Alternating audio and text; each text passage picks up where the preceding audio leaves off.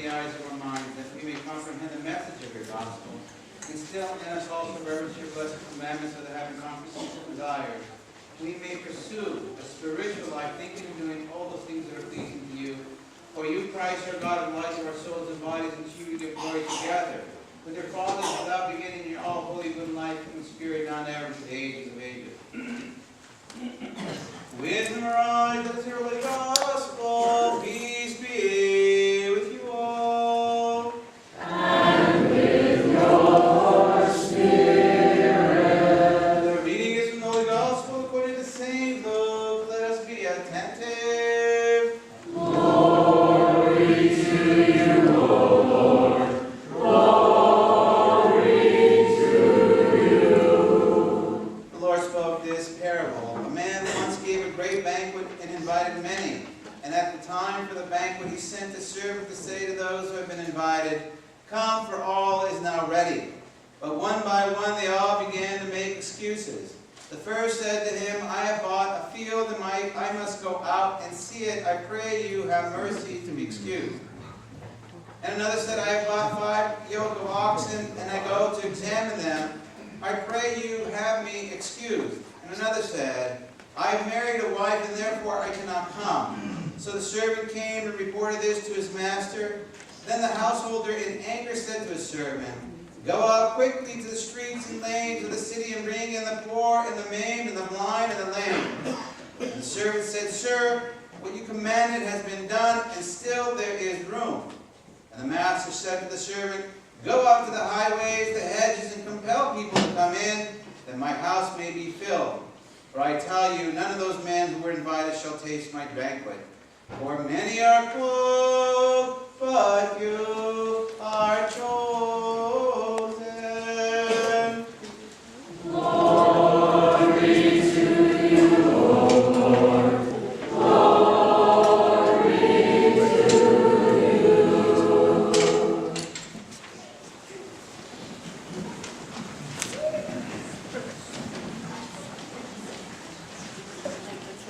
Good morning, everyone.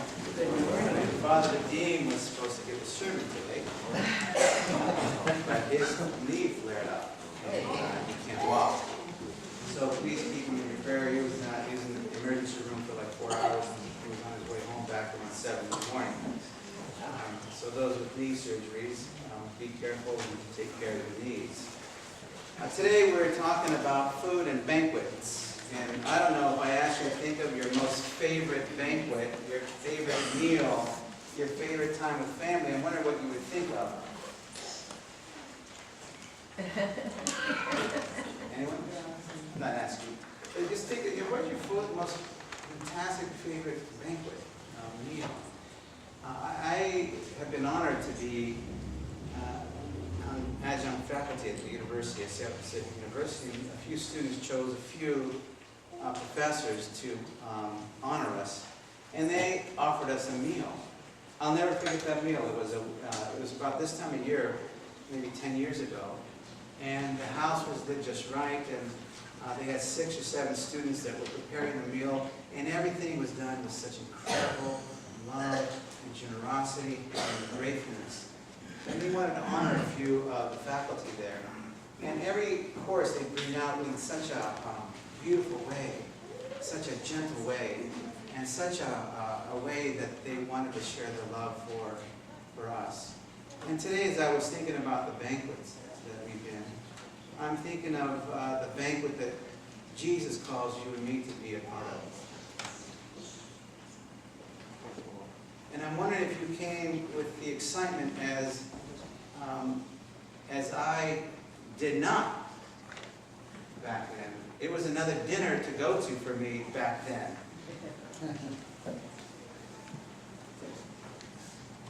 And yet it was probably the most memorable meal I have been to, but I did not want to go to that meal.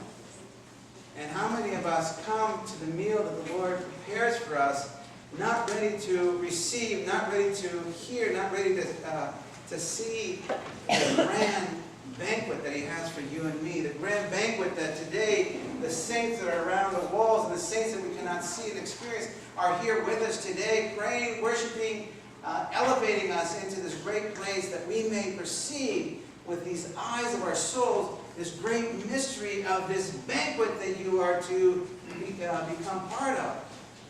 And some of you are not Orthodox Christians, some of you are not prepared, but the banquet is here every mealtime, and you know what? It's not a potluck. You don't get to bring your food. You don't get to bring your wine. You don't get to bring anything. You come prepared to receive. What a great thing it is in this day and age where we have everyone having potlucks.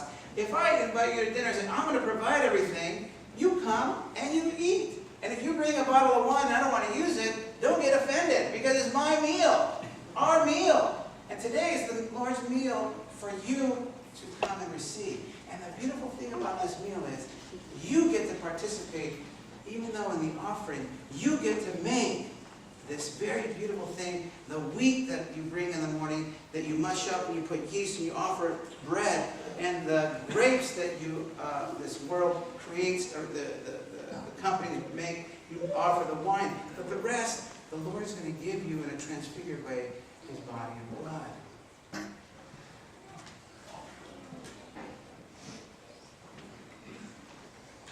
Sometimes you will experience that taste, that beautiful taste, but to experience that we have to be prepared. When you read these prayers today, I'd like for you to consider what meaningful banquet you're participating in. Lord, I confess that you truly are the Christ, Son of the living God, who came into the world to save sinners, of who I am first. Anyone here, you want to raise your hand as the first chief sinner? You want to outdo one another? You know, I mean, how do we do that? But do you believe that? And not in a punitive kind of way, but, you know, I'm so unworthy, Lord, but here I am at your mealtime. And I believe this is your pure body and precious blood. It's a hard mystery to understand. You can't understand it. You just have to accept it by faith. Therefore, I pray you, have mercy on me and forgive my transgressions. When you come up, those who are prepared, have mercy. You know, if you say mercy, you really mean it.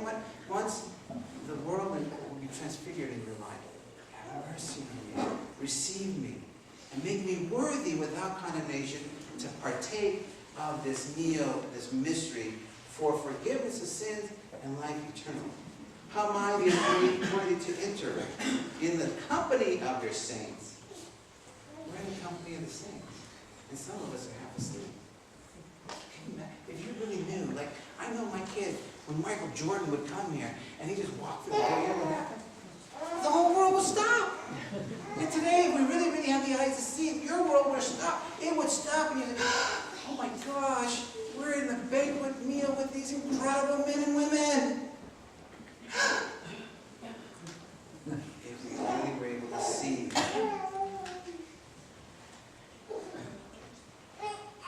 that we enter the splendor of your saints. It's almost like, I saw this thing, I'm going to pass it out to you all. In France, they did a thing, it's called Just 1 Minute, maybe you've already seen it. And what they've done is they've taken men and women who are struggling with cancer and just narrated the story. And this one man thought, you know, after they interviewed them and did all this, they were all bald and then going through chemo and really going through the difficulties. And one of them said, my whole life I wanted to have a carefree life, and now I can't. I have to live under the guise of treatments and stuff. And this guy, the experiment was after they interviewed these people. Anyone see this? What they did is they told these people they're going to make them up and put do a hair wig style on them. But they have to be blind. I mean, they have to close their eyes. They have to do this. They're in the seat here with the eyes closed, and they're working on their makeup and whatever and their hair. And the whole thing is, after they had to stay blind, they had to keep their eyes closed. And the photographer on a one-way mirror would be on the other side. Fantastic. So they took the movie was going on as they sat, so you see the person sitting in front of the mirror. They have not seen their face. All they've seen is a bald head. All they've seen is the struggles. And all of a sudden, when they open the eyes bug out. For 1 minute, 1 second, their world changes. Every one of them, they open their eyes and they say, I'm sharing that with you today because today we are given the opportunity to close our eyes in a sense and open. The saints are with us. The Lord's offering us a banquet for you and me to participate in. A banquet is a banquet of love. And I know some of you here are suffering. And you say, Father Tom, get off again. I'm going to tell you, my life is really tough right now. Things with my children, things with my life, things with financial, things with my family, things with my health. Get off it, Father Tom. The banquet's a banquet of love. Today the Lord is saying, yeah, it's a banquet of love. You stop your excuses. You stop your excuses, I stop my excuse, and you'll see your heart open, and He will give you the strength to respond to the most difficult challenge in your life. But what happened is, just like Peter, he took his eyes off the water when Jesus told him to come and walk.